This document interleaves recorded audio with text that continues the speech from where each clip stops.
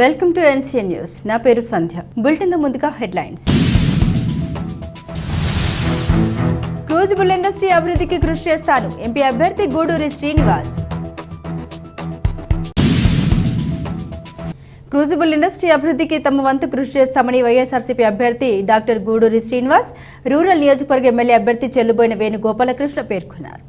మొరంపూడిలో క్రూజిబుల్ industries association సమావేశానికి వారు ముఖ్య అతిథులుగా హాజరయ్యారు. ఈ సందర్భంగా ఎంపీ అభ్యర్థి గూడూరి శ్రీనివాస్ మాట్లాడుతూ క్రూజిబుల్ కాలుష్య రహిత పరిశ్రమలన్నారు. క్రూజిబుల్ ఇండస్ట్రీ సమస్యల్ని సీఎం జగన్మోహన్ రెడ్డి దృష్టికి తీసుకెళ్లడంతో పాటు ఇండస్ట్రీ యాజమాన్యాలకు సంపూర్ణ సహకారం అందిస్తామని అన్నారు. రాబోయే ఎన్నికల్లో 2 ఓట్లు ఫ్యాన్ గుర్తుపై వేసి గెలిపించాలని కోరారు. ఈ సమావేశంలో అసోసియేషన్ అధ్యక్ష కార్యదర్శులు మద్ది అనంత, దండి సాంబమూర్తి, సభ్యులు, పార్టీ నాయకులు తదితరులు పాల్గొన్నారు. చెల్లిపోయిన వేణు గారికి, క్రూసిబుల్ యాజమాన్యానికి, పెద్దలందరికీ, అలాగే వేదికను అలంకరించిన అనంతరెడ్డి గారికి, సాంబమూర్తి గారికి, శ్రీనివాసరెడ్డి గారికి,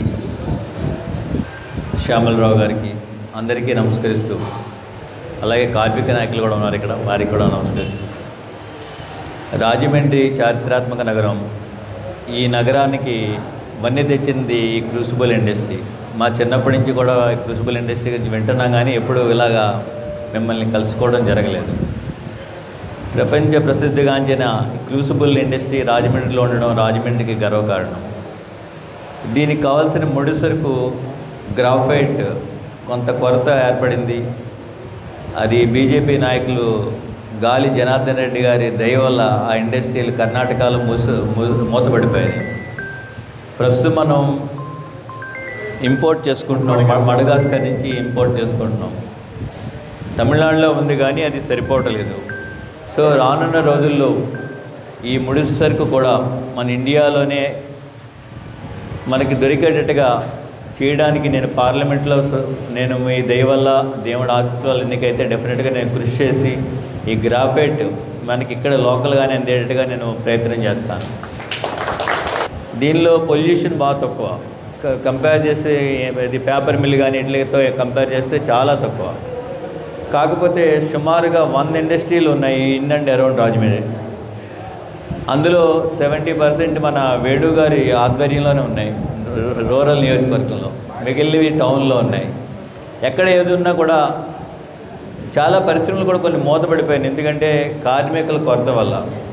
సో ఇది సేఫ్ ఇండస్ట్రీ కాబట్టి మీరు కూడా అందరూ కూడా ఇందులో పనిచేయచ్చు, అందులో ప్రాబ్లమే లేదు. నేను డాక్టర్గా, పల్మనాలజిస్ట్గా చెప్తున్నాను. సో రాజమండ్రికి ఇది గర్వకారణం కూడా. సో రానున్న రోజుల్లో చాలా ప్రాబ్లమ్స్ ఉన్నాయి, అవన్నీ కూడా మేము డెఫినెట్గా రిప్రజెంట్ చేస్తాం. అదే కార్మికులకు కూడా చాలా ప్రాబ్లమ్స్ ఉన్నాయి చెప్పారు ఇప్పుడే. అది డెఫినెట్గా కూడా నేను వేణు గారు కూడా, వేణు గారి గురించి 2 మాటలు చెప్పాలి. ఎందుకంటే ఈయన జగ్గంపూడి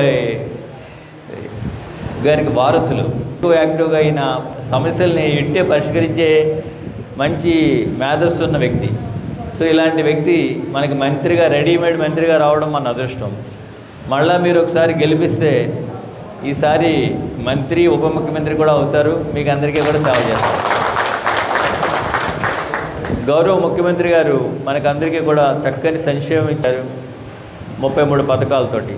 గతంలో కూడా ఇదే ఆదాయం వనరులు ఉన్నాయి.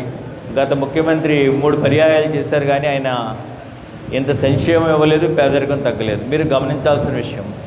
అదేవిధంగా 13.5 లక్షల కోట్లు పెట్టుబడులు వచ్చాయి, 158 పరిశ్రమలు వచ్చాయి, 4 పోర్ట్లు పెట్టాము, 10 ఫిషింగ్ హార్బర్స్ పెట్టాము.